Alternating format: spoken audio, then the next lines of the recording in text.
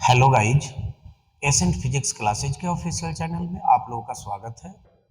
आज की इस वीडियो में हम बात करने वाले हैं इलेक्ट्रिक पोलराइजेशन के बारे में, जिसको हिंदी में हम लोग विद्युतीय ध्रुवन के नाम से क्या करते हैं, जानते हैं। तो चलिए आइए सबसे पहले हम लोग समझेंगे कि इलेक्ट्रिक पोलराइजेशन क्या होता है, कैसे हम इसको डिफाइन कर सकते हैं। पहले इस पर डिस्कस करते हैं, फिर बाकी की चीजों को हम क्या करेंगे, डिस्कस करेंगे।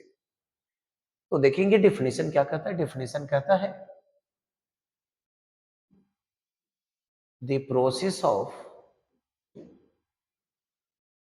inducing the equal and opposite charges on the opposite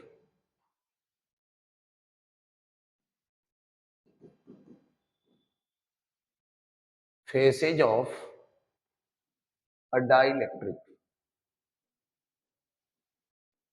by placing the dielectric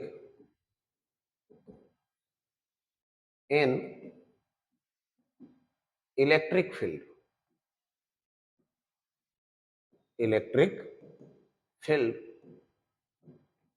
is called electric polarization. यानी डिफिनेशन कहता है कि किसी डाइलेक्ट्रिक को इलेक्ट्रिक फील्ड में रखकर उसके अपोजिट फेसेज पर यानी विपरीत फलकों पर इक्वल और अपोजिट चार्जेज को इंड्यूस करने का जो प्रोसेस होता है, उसी प्रोसेस को मेनली हम लोग क्या कहते हैं, इलेक्ट्रिक पोलराइजेशन कहते हैं। दैट मीन्स कहने का मतलब है कि आप जब भी किसी डाइलेक्ट्रिक को रखेंगे कहां पे, इलेक्ट्रिक फील्ड में। जैसे मान लेते हैं कि हमारे पास ये एक पॉजिटिवली चार्ज्ड प्लेट है, ध्यान देना है, और ये एक नेगेटिवली चार्ज्ड प्लेट है। तो दोनों प्लेट के बीच में क्या सेटअप हो जाएंगे, इलेक्ट्रिक फील्ड, जिसकी डायरेक्शन पॉजिटिव टू क्या होगा, नेगेटिव प्लेट। अब इस इलेक्ट्रिक फील्ड में जब आप किसी भी डाइलेक्ट्रिक को रखते हैं, तो डाइलेक्ट्रिक के एक फेस पे अगर आएगा नेगेटिव चार्ज, तो दूसरे फेस पे क्या आ जाएगा, पॉजिटिव चार्ज आ जाएगा। ठीक है ना। इसी फेनोमिनन को या प्रोसेस को मिलने हम लोग किस नाम से जानते हैं, इलेक्ट्रिक पोलराइजेशन के नाम से जानते हैं। तो आप हिंदी में इसे ऐसे भी कह सकते हैं कि किसी डाइलेक्ट्रिक मटेरियल को इलेक्ट्रिक फील्ड में रखकर उसके विपरीत फलकों पर बराबर और विपरीत आवेश को इंड्यूस्ड कहने का मतलब हुआ प्रेरित करने की जो क्रिया होती है, उसी को हम लोग इलेक्ट्रिक पोलराइजेशन यानी विद्युतीय ध्रुवन के नाम से क्या करते हैं, जानते हैं। अब आप सोच रहे होंगे कि कैसे ये इक्वल और अपोजिट चार्जेज इंड्यूस्ड हो जाते हैं, तो हम इस पे भी डिस्कस करेंगे। और जैसा कि आप देख रहे हैं कि जिस तरह से ये हमारे पास दो प्लेट था, मान लीजिए ए और बी, एक पॉजिटिव चार्ज से चार्ज था और दूसरा नेगेटिव चार्ज से चार्ज, तो ये अपना इलेक्ट्रिक फील्ड को प्रोड्यूस कर रहा था जो कि पॉजिटिव टू नेगेटिव प्लेट था। जस्ट लाइक आप यहाँ पे देख रहे हैं कि जब डाइलेक्ट्रिक के फेसेज पर भी इक्वल और अपोजिट चार्जेज आएंगे, इंड्यूस्ड होंगे, तो वो चार्ज भी कहीं ना कहीं अपना इलेक्ट्रिक फील्ड को क्या करेगा, प्रोड्यूस करेगा। और उस इलेक्ट्रिक फील्ड का इस अप्लाइड इलेक्ट्रिक फील्ड पर क्या प्रभाव पड़ेगा, इसके बारे में भी हम क्या करेंगे, डिस्कस करेंगे। ठीक है ना। तो सबसे पहले तो थोड़ा सा हम ये भी डिस्कस कर लेते हैं कि डाइलेक्ट्रिक होता क्या है। पहले से हम लोग इसके बारे में पढ़ चुके हैं। आप जानते हैं कि डाइलेक्ट्रिक वो मटेरियल होता है, इंसुलेटिंग मटेरियल, जो इलेक्ट्रिक इफेक्ट को इंडिकेट करता है बट इलेक्ट्रिसिटी को कंडक्ट नहीं करता है। जैसा कि आपने पढ़ा था ग्लास रॉड और सिल्क क्लॉथ की कहानी। ग्लास रॉड पे चार्ज तो आ जाते हैं रबिंग के बाद, लेकिन वो चार्ज ग्लास रॉड के एक पॉइंट से दूसरे पॉइंट तक मूव नहीं करते हैं। दैट मीन्स आप कह सकते हैं कि ग्लास रॉड, ग्लास जो हमारा क्या है, डाइलेक्ट्रिक मटेरियल्स है। ठीक है ना। तो ध्यान देना है यहाँ पे। अब डेफिनेशन तो आप लोगों का क्लियर हो चुका होगा। अब हम ये समझेंगे कि इलेक्ट्रिक फील्ड में जब किसी डाइलेक्ट्रिक को रखेंगे तो कैसे उसके अपोजिट फेसेज पर इक्वल और अपोजिट चार्ज इंड्यूस्ड होगा, और वो इंड्यूस्ड चार्ज जो इलेक्ट्रिक फील्ड को प्रोड्यूस करेगा, उसका अप्लाइड इलेक्ट्रिक फील्ड पर क्या प्रभाव करेगा। चलिए तो देखते हैं। सबसे पहले हम क्या करेंगे, अब दो अपोजिटिवली चार्ज प्लेट्स को ले लेंगे। एक है हमारा प्लेट ए और दूसरा है प्लेट बी। दोनों को एक दूसरे से हम क्या करेंगे, ध्यान देना, सर्टेन डिस्टेंस पर सेपरेटेड कर देंगे। क्या करेंगे हम, सर्टेन डिस्टेंस पर सेपरेटेड कर देंगे, ठीक है ना। जैसा कि देख रहे हैं दोनों प्लेट के बीच का कुछ ना कुछ डिस्टेंस है, ठीक है। अब ये दोनों प्लेट क्या करेगा, अपने बीच वाले रीजन में, क्षेत्र में, यानी कि इसमें क्या प्रोड्यूस करेगा, ये इलेक्ट्रिक फील्ड को प्रोड्यूस करेगा। ये क्या प्रोड्यूस करेगा, इलेक्ट्रिक फील्ड को, जिसकी डायरेक्शन नेगेटिव वाले प्लेट से पॉजिटिव वाले प्लेट की ओर होगी, जिसको हम लोग अप्लाइड इलेक्ट्रिक फील्ड कहेंगे। और इसको हम लोग यहाँ पे फिगर में किससे डिनोट किए, ई नोट से, ठीक है ना। तो ध्यान से समझेंगे और वीडियो के एंड तक बने रहेंगे, आपका कॉन्सेप्ट 100% क्लियर होगा। तो देखिए, अब हम मान लेते हैं यदि कि हमारे पास यदि प्लेट ए का सरफेस चार्ज डेंसिटी कितना है, सिग्मा है, प्लस सिग्मा मान लेंगे, और प्लेट बी का सरफेस चार्ज डेंसिटी हम मान लेंगे कितना है, माइनस सिग्मा। तो यहाँ पे जो हम इलेक्ट्रिक फील्ड को अप्लाई किए दोनों प्लेट के बीच में, यानी ई नॉट की जो वैल्यू होगी वो कितना होंगे, जरा इस पर आप डिस्कस करेंगे। तो ई नॉट की वैल्यू जो होंगे वो सिग्मा अपॉन क्या हो जाएंगे, एप्सिलॉन नॉट। अब सोच रहे होंगे कि सर दोनों प्लेट के बीच जो इलेक्ट्रिक फील्ड अप्लाइड होगा ई नॉट, इसका value E not is equal to sigma by epsilon not कैसे हो जाएगा, ठीक है ना। तो देखिए, हम लोग पढ़े थे electric field due to uniformly charged to infinite parallel plane sheet, याद आएंगे, फिगर देखेंगे जरा यहाँ पे ध्यान से। देखिए, तो दो शीट के कारण तीन रीजन बन रहा था, एक था ये रीजन 1 और एक था हमारा ये रीजन 2 और ये था रीजन 3। तो दोनों शीट के बीच में जब इलेक्ट्रिक फील्ड हम लोग निकाले थे तो इलेक्ट्रिक फील्ड का वैल्यू हमारा सिग्मा ओपन क्या था, एप्सिलॉन नॉट। कब, जब दोनों शीट का सरफेस चार्ज डेंसिटी इक्वल और एक दूसरे के क्या था, अपोजिट था। तो यहाँ भी आप देख रहे हैं कि प्लेट ए का सरफेस चार्ज डेंसिटी को मैंने प्लस सिग्मा मान लिया और बी का क्या मान लिया, माइनस सिग्मा। तो सिंपल सी बात है कि कहीं ना कहीं इलेक्ट्रिक फील्ड जो होंगे बीच वाले रीजन में दोनों प्लेट के, उसका वैल्यू कितना हो जाएगा, सिग्मा अपॉन एप्सिलॉन नॉट के इक्वल, ठीक है ना। तो ये तो जो मैंने इलेक्ट्रिक फील्ड अप्लाई किया दोनों प्लेट के बीच में, उसका वैल्यू है। अब हम क्या करेंगे, ध्यान से देखिए कि इस इलेक्ट्रिक फील्ड में ये जो आप देख रहे हैं रेक्टेंगल, जिसका नाम दिया गया यहाँ पे डाइलेक्ट्रिक स्लैब। अब इस डाइलेक्ट्रिक स्लैब को हम लाएंगे और ये ध्यान देना है डाइलेक्ट्रिक हमारा कैसा रहेगा, नॉन पोलर रहेगा। पोलर और नॉन पोलर क्या होता है पहले से हम लोग पढ़ चुके हैं, डिस्क्रिप्शन बॉक्स में उस वीडियो का लिंक हम डाल देंगे और इस टॉपिक को देखने से पहले आप उसको यदि देख लेंगे तो ये इसको समझने में किसी तरह की कोई समस्या नहीं होगी। चलिए, तो यहाँ पे मान लिया जाए कि अभी इस इलेक्ट्रिक फील्ड में हम क्या करेंगे, नॉन पोलर डाइलेक्ट्रिक स्लैब को रख देंगे, ठीक है ना। तो आपको मालूम है ये बात कि जैसे ही इलेक्ट्रिक फील्ड में हम नॉन पोलर डाइलेक्ट्रिक को रखते हैं तो नॉन पोलर डाइलेक्ट्रिक के मॉलिक्यूल क्या हो जाते हैं, पोलर बन जाते हैं।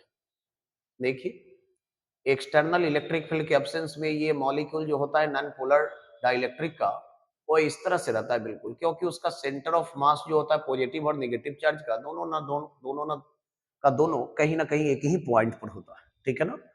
तो कहने का मतलब है कि आप जैसे ही इस मॉलिक्यूल को या सब्सटेंस को रख देते इलेक्ट्रिक फील्ड में, तो मॉलिक्यूल में जो पॉजिटिव चार्ज होते हैं उस पर फोर्स लगता है इलेक्ट्रिक फील्ड की डायरेक्शन में, और नेगेटिव चार्ज पर फोर्स लगता है इलेक्ट्रिक फील्ड के अपोजिट डायरेक्शन में, जिससे मॉलिक्यूल में क्या होता है, स्ट्रेचिंग प्रोड्यूस होता है और सारे के सारे मॉलिक्यूल क्या हो जाते हैं, इलेक्ट्रिक फील्ड की डायरेक्शन में अलाइन हो जाते हैं, ठीक है ना।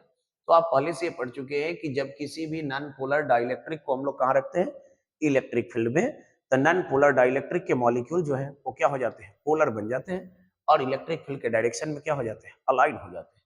तो ये जो आपको दिख रहा है ये सभी के सभी जो है नॉन पोलर डाइलेक्ट्रिक के मॉलिक्यूल है, जो कि आप देख रहे हैं कि इलेक्ट्रिक फील्ड के डायरेक्शन में क्या हो गया, अलाइन हो गया। अब प्रत्येक मॉलिक्यूल के पास पॉजिटिव और नेगेटिव चार्ज दोनों होंगे, ठीक है ना। तो ध्यान से देखिए, यहाँ पे व्हाइट कलर से ये डॉटेड रेक्टेंगल जो बनाया गया है, इसके भीतर जो भी चार्ज घिरे हुए हैं, ये सभी चार्ज एक दूसरे को इफेक्ट को यानी प्रभाव को क्या करेगा, कैंसिल आउट कर देगा। इसी तरह से सारे चार्ज जो है डॉटेड रेक्टेंगल के भीतर जो घिरे हुए हैं, वो एक दूसरे के प्रभाव को क्या कर देगा, कैंसिल आउट कर देगा। जबकि आप देख रहे हैं कि इस डाइलेक्ट्रिक के एक फेस पर यानी प्लेट ए की ओर ये जितने भी निगेटिव चार्ज दिख रहे हैं, ये सारे के सारे निगेटिव चार्ज क्या हो जाएंगे, बच जाएंगे। और इस साइड में अगर बात करें प्लेट बी की ओर, तो इस फेस पे देख रहे हैं आप कि इधर साइड में जितने भी पॉजिटिव चार्ज थे वो सारे के सारे पॉजिटिव चार्ज क्या हो जाएंगे, बच जाएंगे। तो आपने देखा कि जब हम डाइलेक्ट्रिक मटेरियल को यानी नॉन पोलर डाइलेक्ट्रिक को रखे यहाँ पे इलेक्ट्रिक फील्ड में, तो ये डॉटेड रेक्टेंगल के भीतर जो भी चार्ज गिरा था वो तो एक दूसरे के प्रभाव को कैंसिल आउट कर दिया, बट एक फेस पे बचा हुआ है नेगेटिव चार्ज और दूसरे फेस पे क्या बचा हुआ है, पॉजिटिव चार्ज। दैट मीन्स इस डाइलेक्ट्रिक के अपोजिट फेस पर इक्वल और अपोजिट चार्ज क्या हो गया, इंड्यूस्ड हो गया। और यही प्रोसेस मेनली या फिनोमिनन हमारा क्या कहलाता है, इलेक्ट्रिक पोलराइजेशन कहलाता है, ठीक है ना। क्योंकि आपने यहाँ पे देखा कि अपोजिट फेसेज पर इक्वल और अपोजिट चार्ज क्या हो गया, इंड्यूस्ड हो गया। अब देखिए यहाँ पे एक इंपॉर्टेंट चीज ये समझना है कि जब ये दोनों प्लेट इलेक्ट्रिक फील्ड को प्रोड्यूस कर रहा था, जिसकी डायरेक्शन प्लेट ए से किधर थी, बी की ओर थी, तो सिंपल सी बात है कि डाइलेक्ट्रिक के एक फेस पर आ गया निगेटिव चार्ज और दूसरे फेस पर क्या आ गया, पॉजिटिव चार्ज। अब ये दोनों चार्ज मिलकर भी एक इलेक्ट्रिक फील्ड को सेटअप करेंगे, जिसको हम लोग क्या कहते हैं मालूम है, इंड्यूस्ड इलेक्ट्रिक फील्ड कहते हैं। और इसको मेनली हम लोग डिनोट करते हैं किससे, ध्यान देना है, ईपी से। तो देखेंगे अब ये ईपी हो गया, इंड्यूस्ड इलेक्ट्रिक फील्ड। अब ईपी की डायरेक्शन की अगर हम बात करेंगे तो इलेक्ट्रिक फील्ड की डायरेक्शन पॉजिटिव टू क्या होती है, नेगेटिव चार्ज। दैट मीन्स देखिए अब इंड्यूस्ड इलेक्ट्रिक फील्ड की जो डायरेक्शन होगी वो कहीं ना कहीं अब प्लेट बी से किधर रहेगा, ए की ओर रहेगा। मतलब ध्यान से देखेंगे यहाँ पे, अब इस फेस पे था पॉजिटिव चार्ज और इस फेस पे था क्या, नेगेटिव चार्ज। तो जो इलेक्ट्रिक फील्ड इंड्यूस्ड होगा अपोजिट फेस पे, जो अपोजिट चार्ज इंड्यूस्ड हुआ उसके कारण उस इलेक्ट्रिक फील्ड की डायरेक्शन कहीं ना कहीं देखिए राइट साइड से किधर हो जाएंगे, इधर लेफ्ट साइड की ओर, ठीक है ना। तो ध्यान दीजिए, अब हम मान लेते हैं कि यदि डाइलेक्ट्रिक का जो अपोजिट फेसेज है, इसका अपोजिट फेसेज का जो इंड्यूस्ड सरफेस चार्ज डेंसिटी होगा उसको हम मान लेते हैं यदि प्लस सिग्मा पी, और क्या मान ले रहे हैं, माइनस सिग्मा पी। यानी पॉजिटिव वाले फेस का जो इंड्यूस्ड सरफेस चार्ज डेंसिटी है उसको हम क्या मान ले रहे हैं, सिग्मा पी। और नेगेटिव चार्ज इस फेस पे है, उस फेस का हम इंड्यूस्ड सरफेस चार्ज डेंसिटी क्या मान लेंगे, माइनस सिग्मा पी।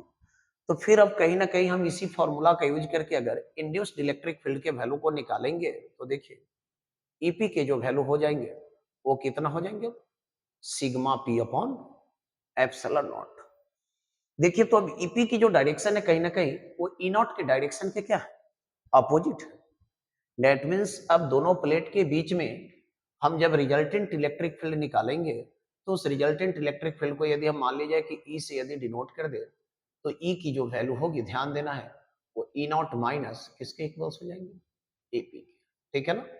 और ध्यान देना यहाँ पे E is equal to E not की वैल्यू जब पुट कर देंगे तो सिग्मा बाई एप्सिलॉन नॉट था, माइनस ईपी की वैल्यू सिग्मा पी अपन क्या था, एप्सिलॉन नॉट था।